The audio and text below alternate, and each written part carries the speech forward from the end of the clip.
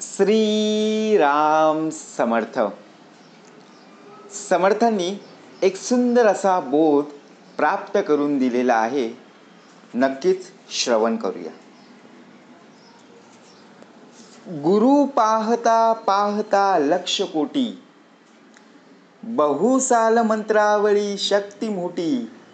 मनी कामना चेटके धात माता, जनी व्यर्थ रे तो नव्हे मुक्तिदाता. समर्थांनी उत्तमाचा बोध प्राप्त करून दिलेला आहे. हे सज्जन मन, आपण कोणत्याही क्षेत्रामध्ये जेव्हा जाल तेव्हा आपल्याला गुरूंचं मार्गदर्शन प्राप्त होत असतं. कुठल्याही क्षेत्रामध्ये आपण जेव्हा पदार्पण करत असतो त्यावेळी आपले सिनियर्स आपल्यापेक्षा वयाने मानाने मोठे असतातच. तसं पाहिलं तर जगामध्ये लक्षावधी नव्हे तर कोट्यावधी गुरु आहेत. हे आपल्याला केव्हा कळालं? जर आपण पाहायला गेलो, आपल्याला प्रत्यक्षपणे आपले मित्र सुद्धा आपल्याला गुरुच वाटतात, कारण मार्गदर्शन करत असतात. बरोबर की नाही? प्रत्येकाला प्रत्येकाचा अनुभव हा प्यारा असतो. त्यांच्याजवळ अनेक प्रकारचे मंत्र असतात. बहुसाल मंत्रावली शक्ती मोठी. जसा आपण अभ्यास केल्यानंतर आपल्याला जे परीक्षेला पेपर येतात ते आपल्याला सोपे जात असतात. आणि नंतर ज्यावेळी बघा प्रत्यक्षपणे आपण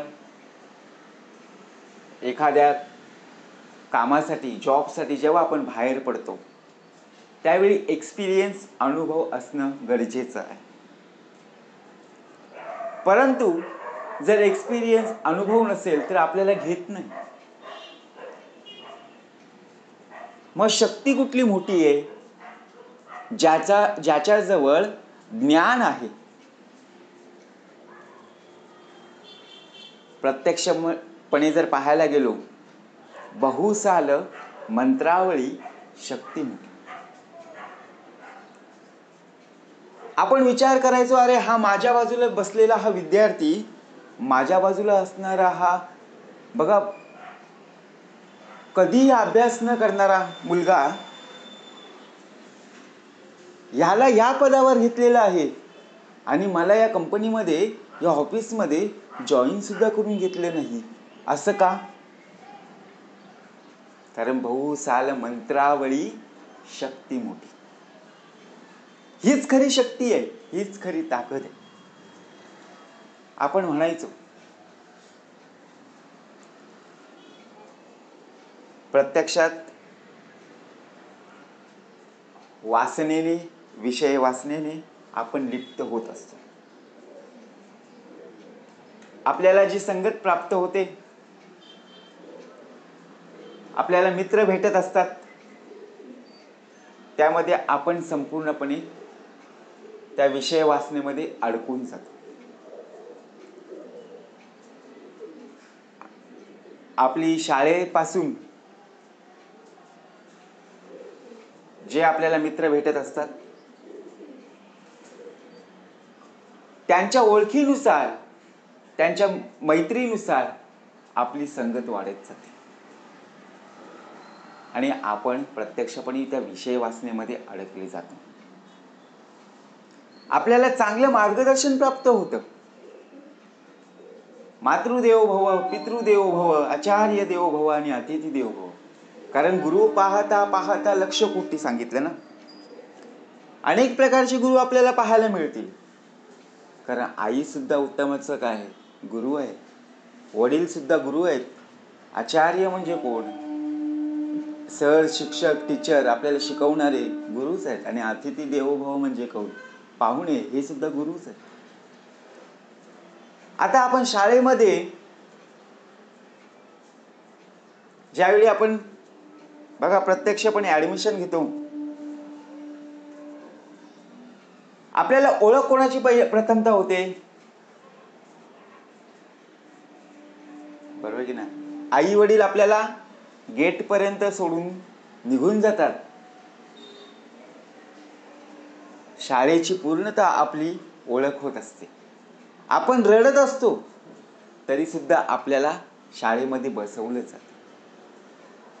शाळेमध्ये शिकवणारे बघा गुरु, प्रत्यक्षपणे सर, टीचर यांचं मार्गदर्शन आणि आई वडिलांचे संस्कार, यातूनच प्रत्यक्षपणे मुलगा आणि मुलगी घडला जातो, घडली जाते. त्यासाठी मंत्राची आवश्यकता नाहीये की हे मंत्र बोल तुला बुद्धी प्रसन्न होईल, हा मंत्र बोल तुला ज्ञान होईल. नाही, कारण संपूर्णपणे जर पाहायला गेलो तर आपलं मन चंचल, त्या चंचल मनाला स्थिरावर आणण्यासाठी आपल्याला प्रत्यक्षपणे सद्गुरूंचं मार्गदर्शन असावं लागतं. गुरु पाहता पाहता लक्ष कोटी. आपण प्रार्थना दररोज म्हणतो, गुरुर ब्रह्मा गुरुर विष्णू गुरुर्देवो महेश्वरा, सद्गुरु साक्षात परर ब्रह्म तस्मै श्री सद्गुरुवे. मग गुरुर ब्रह्मा आहेत, गुरुर विष्णू आहेत, गुरुर देवो महेश्वर आहेत, परंतु तिघांच्या पलीकडे कोण आहे? युगानुयुगे एकलाची एक, चालवितो तिन्ही लोक, तोच सद्गुरु साक्षात परर ब्रह्म. पैसा, मान, प्रसिद्धी या गोष्टी मिळवण्यासाठी अनेक खोट्या गोष्टी प्रचलित केल्या जातात. का भाग दिलेला आहे? पैशासाठी आपण खोटं बोलत असतो. कारण पैसा सर्वस्व नाहीये. आपल्याला पैसा मिळेल हो, परंतु तो पैसा न टिकणार आहे. आपण विचार करतो, अरे मला याच्याकडून 2% मिळतील, मला त्याच्याकडून 5% मिळतील. अहो, पण त्याला आपण खोटं बोललेलो आहोत हे आपल्याला केव्हा कळणार? त्याच्याशी आपण खोटं व्यवहार करत आहोत. मग आपल्याला प्रसिद्धी केव्हा प्राप्त होईल? चांगली गोष्ट जेव्हा आपल्या हातून घडेल तेव्हा प्रसिद्धी होत नाहीये. जेव्हा आपल्याकडून वाईट गोष्ट घडेल तेव्हा आपल्याला प्रसिद्धी मिळेल, तेव्हा सांगण्याची गरज सुद्धा लागणार नाही. बरोबर की नाही? म्हणून समर्थ म्हणाले, मनी कामना चेटके घात माता. अनेक खोट्या गोष्टी प्रचलित केल्या जातात. आपले मित्र बघा प्रत्यक्षपणे आपल्याला धोका देत असतात. का भाग दिलेला आहे?